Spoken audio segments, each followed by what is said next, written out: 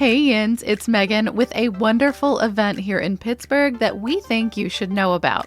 The Pittsburgh Recovery Walk honors everyone's personal experience with addiction and recovery. No matter your path or where you are on it day to day, the 8th annual walk is here to celebrate you. It's free Saturday, September 16th from 9 a.m. to 1 p.m. Organizers would love to know that you're coming, but registration is not required. Check the live stream or come on downtown for food trucks, a parade, a huge resource fair, a keynote speech, and more. Find all the details at pghrecoverywalk.org.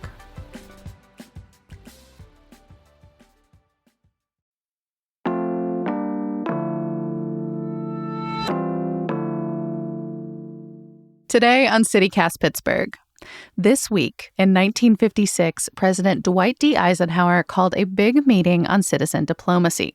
World War II was over, of course, but the threats that came from it were still very top of mind. The problem is, how do we dispel ignorance? How do we present our own case? How do we strengthen friendships? How do we learn of others? This speech was the start of the People to People program, which for Pittsburgh meant a whole bunch of new relationships. And with a 21st century diplomat of sorts to talk about sister cities, what they actually do for each other, and how Pittsburgh got so many.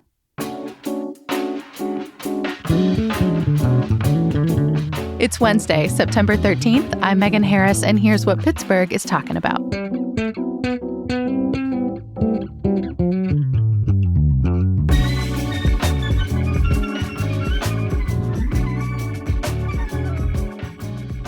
Kathy Risco, we are so glad to have you here on CityCast Pittsburgh.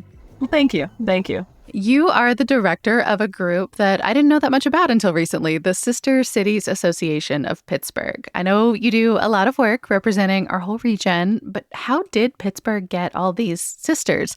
I'm seeing over 20 on your website. I'm sure they're not all active all the time, but that World War II connection, is that why so many of them are European? Exactly. So that's why you have Saarbrücken, Germany, you have Sheffield, UK, you have Zagreb, Croatia, Skopje, Macedonia, Preskov, Slovakia, Ostrava, Czech Republic. Now, none of these are, Sofia is somewhat active. But here's kind of the thing about the sister city relationship that makes this work very difficult. Administrations change.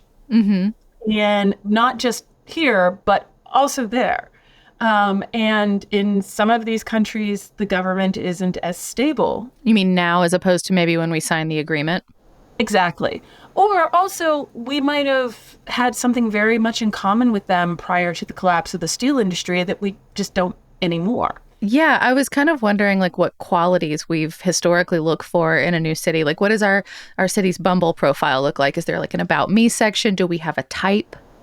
So there is an About Us on the Sister Cities website, which is sistercitiespgh.org.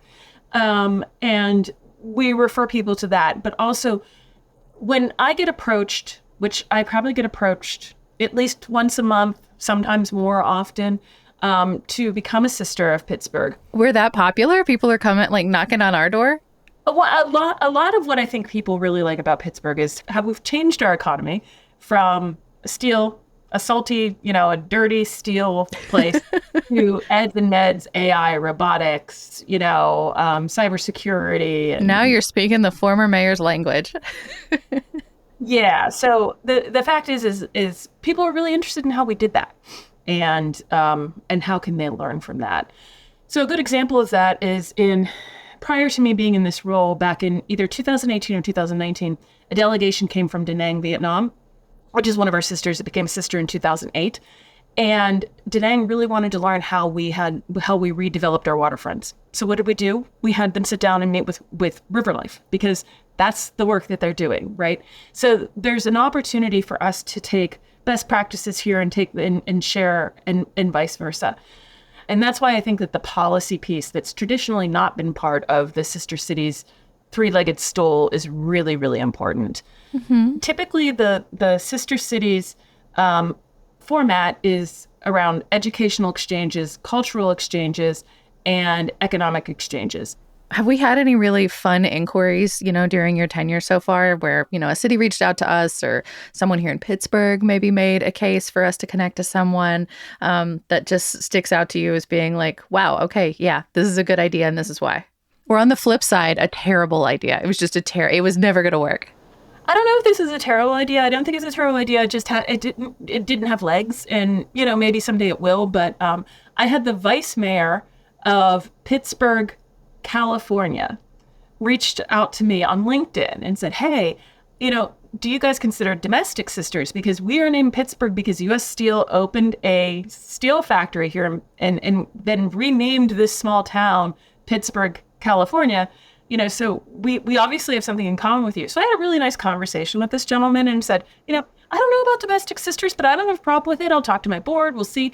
And then the flip side of that is like 2 days later, after doing some research, I found out that we are sisters with a domestic city, Bradenton, Florida. It was signed by Mayor Ravenstahl. And that's, of course, where the Pirates go. Yeah, it's training camp. Yeah. So we do have a domestic sister. So that was eye-opening to me. I constantly say this is an art, not a science. I'm looking at the list. A lot of these cities they signed agreements with us decades ago. How permanent are these relationships? Like, are they blood bonds, or can we get divorced from time to time? Is there ever drama? So we can break off the relationship. Like officially? We can officially. We would send an official letter saying, we were sisters, we signed it, and then we've not been in touch in X many years. And actually, Sister Cities International, which is the umbrella organization for all sisters organizations, have templates for this sort of thing. You can also move people down to what they call a friendship city, which is, just this level up. You can literally friend zone other cities. Right. My argument to anybody, to my board, to anybody else, is simply this. If they don't even know we're married, why do we need to get divorced? They already forgot. It doesn't matter. We can just fade away, right? Date someone else. But oddly enough, Scope of Macedonia, which I know it was signed in 2000. I know exactly why it happened because I was working for the professor at Pitt, and he had started a program between the Graduate School of Public and International Affairs at Pitt and a school in Scope of Macedonia. And I have not heard anything from them my entire tenure until last week, and we got a letter from them asking for, hey, are you guys doing blah, blah, blah, blah, blah? We'd really like to learn if Pittsburgh's doing this, and if so, how, and so that's part of the reason I am unwilling to break up with anybody.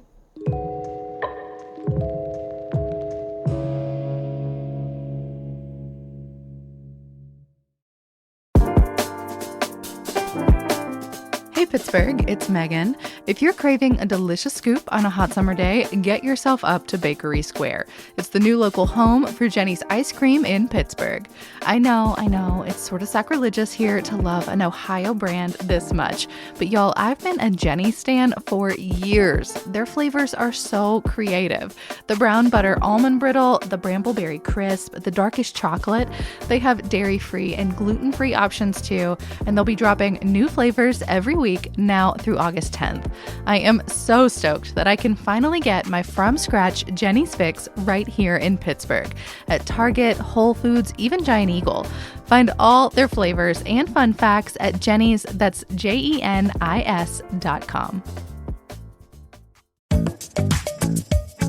The Pittsburgh Citywide Task Force on Employee Ownership was created to help businesses in the Pittsburgh region thrive and grow by bringing the message of employee ownership and its benefits to 30,000 businesses in the area. The task force was formed in conjunction with the Pennsylvania Center for Employee Ownership, the Pittsburgh City Council, Heinz Endowments, Chatham University, and the University of Pittsburgh. Employee ownership is a business model and form of succession planning that benefits owners, workers, companies, and communities alike. Interested in learning more? The task force will be holding in-person informational sessions around the Pittsburgh region. To learn more about the task force or to sign up for an informational session, please visit pghbusiness.org. That's pghbusiness.org.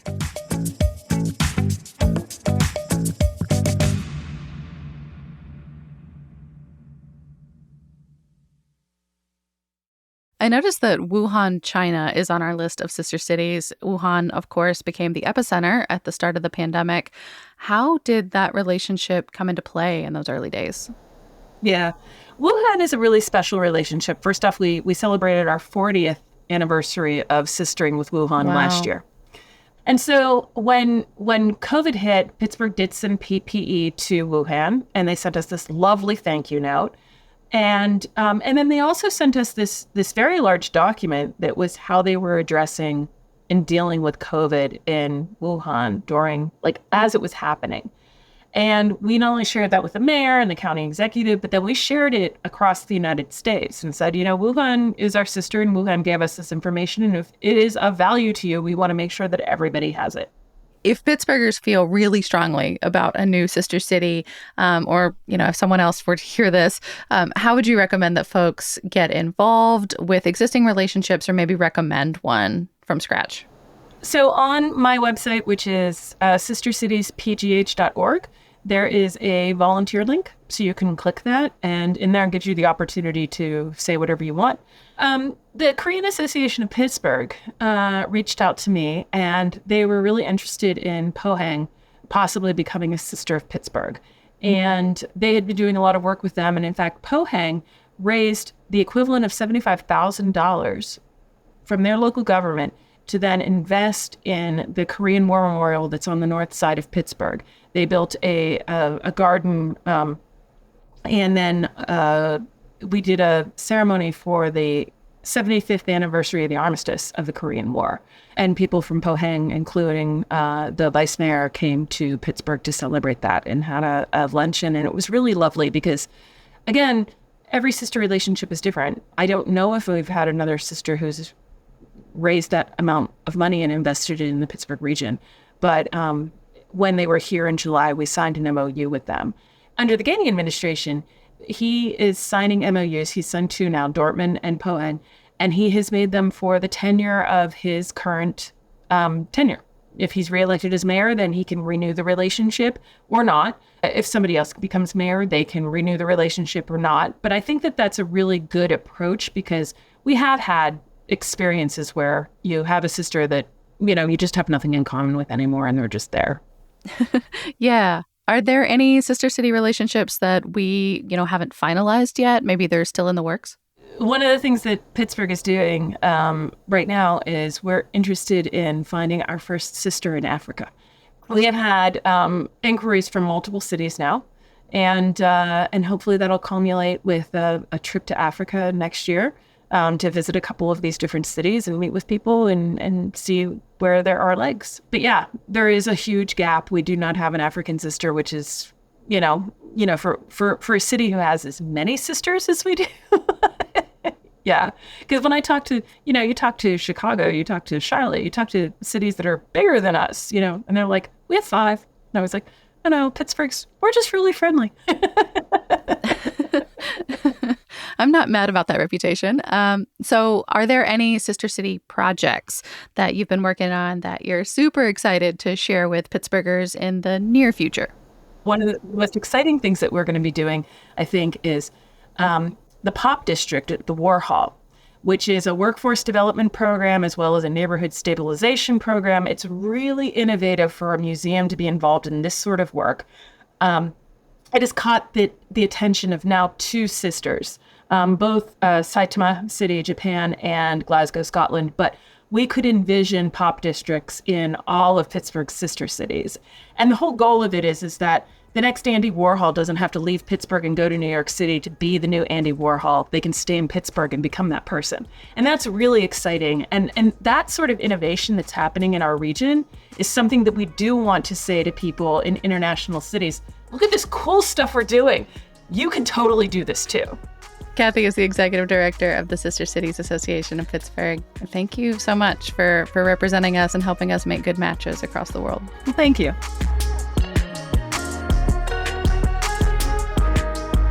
That's all for today here on CityCast Pittsburgh. If you're liking the show, please tell someone, rate us, leave us a nice review, and make sure you're subscribed to our Hey Pittsburgh newsletter. We'll be back tomorrow morning with more news from around the city. See you soon.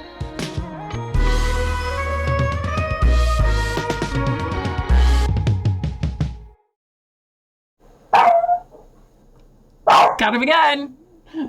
Otis, come on, baby. He has this pillow that's a lily pad that's like his favorite thing in the world. I feel like all of us should have our own version of the lily pad.